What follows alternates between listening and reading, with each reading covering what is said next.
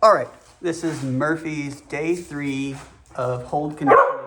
I know you're excited, Buster. Be quiet. So if you watched day 2, you know that I decided I was trying to push him too hard, too fast. I don't have any reason really for him to need to know this command. There's no rush. I'm not using him this hunting season. He's my farm dog. He's my good boy. So I've decided to take things very slow with him because I can. And with forced fetch, if you're going with a professional trainer, they have timelines. They're trying to get dogs in and out. They don't have time to, that's enough. They don't have time to do it this way unless you're willing to pay them a lot of money to take their time. So we're gonna get started. We'll see. He may not make any progress. Last night, after I rewatched my video and decided to slow things down, I did get the bumper out, get him really excited about it, make him want to play with it, reward him for putting it in his mouth. So I didn't want to lose that eagerness to work with me on this subject rather than just bulldozing him, which, I mean, with some dogs, that is what you have to do. That's what your trainers are going to do, teach them to learn how to shut off that pressure and get what out of them, what you're wanting out of them, but that's not the route we're taking with this dog. So not sure how this is gonna go, but we may not make any progress today. Murph, place. Good boy. Yes. Okay. Oh. Oh.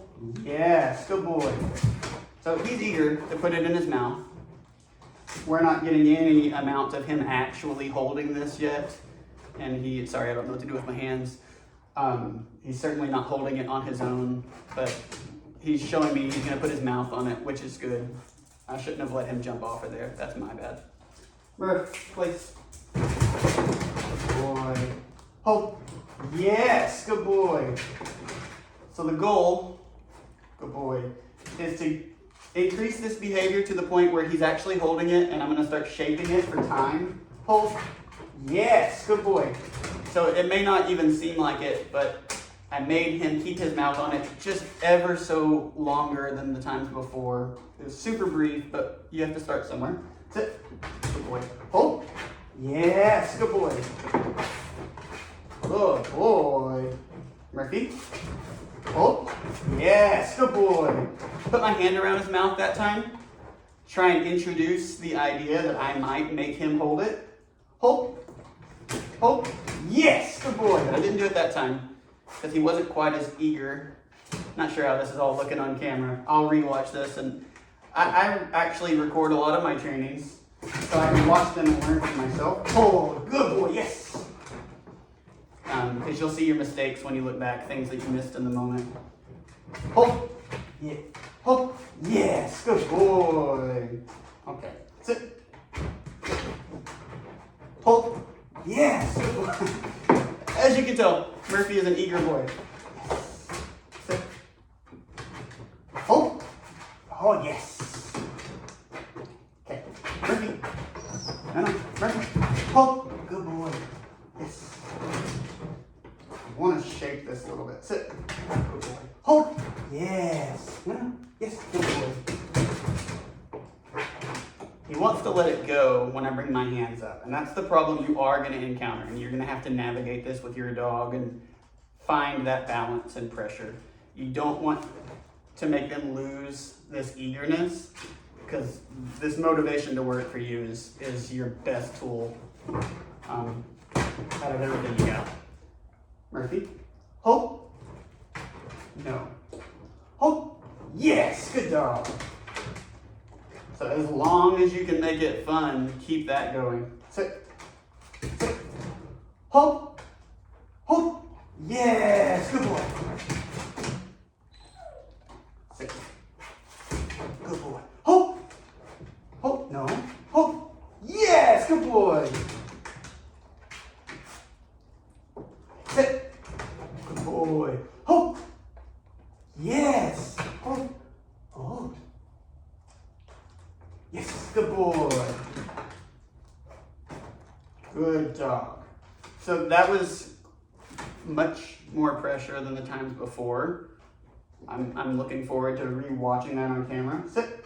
but he's still, oh, yes, good boy. See, he's still eager to put it in his mouth. Whereas on day 2, he wasn't shutting down on me, but he was certainly not engaged with the bumper.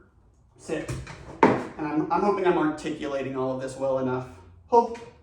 Yes. Okay, so I'm getting great engagement from him. Even though he's not holding this under his own volition, I feel really good about today, and it's always better to quit while you're ahead. So, something I wanted to bring up, I got really frustrated yesterday. Do not train when you're frustrated. It's not good for your training, and it's better to quit with no progress than to push through and create a bad training session for your dog that actually sets your training back days or weeks, or in the case of gun conditioning, which we'll get to later on, creating a gun-shy dog would be the absolute worst case scenario in that training, in that training setting. But in other situations, if you push too hard with your bumper, you could actually make a dog that, wants nothing to do with a bumper. Hold. Yes, good dog. So I'm gonna call it, Frank, I'm gonna call it quits, because I'm happy with that engagement and I can absolutely build from that. And like I said, I have no reason to rush with Murphy. We're gonna get there and we're gonna take our time. Frank, you're free. So I hope you like what you're seeing. I hope it makes sense. If it doesn't, ask questions. Like I said, I'm not a professional. I'm just a dog training enthusiast with a few dogs that are doing okay by my standards. There are hundreds, literally, of people on YouTube that are professionals, and they have a lot of good content and better cameras. If you want that, it's out there.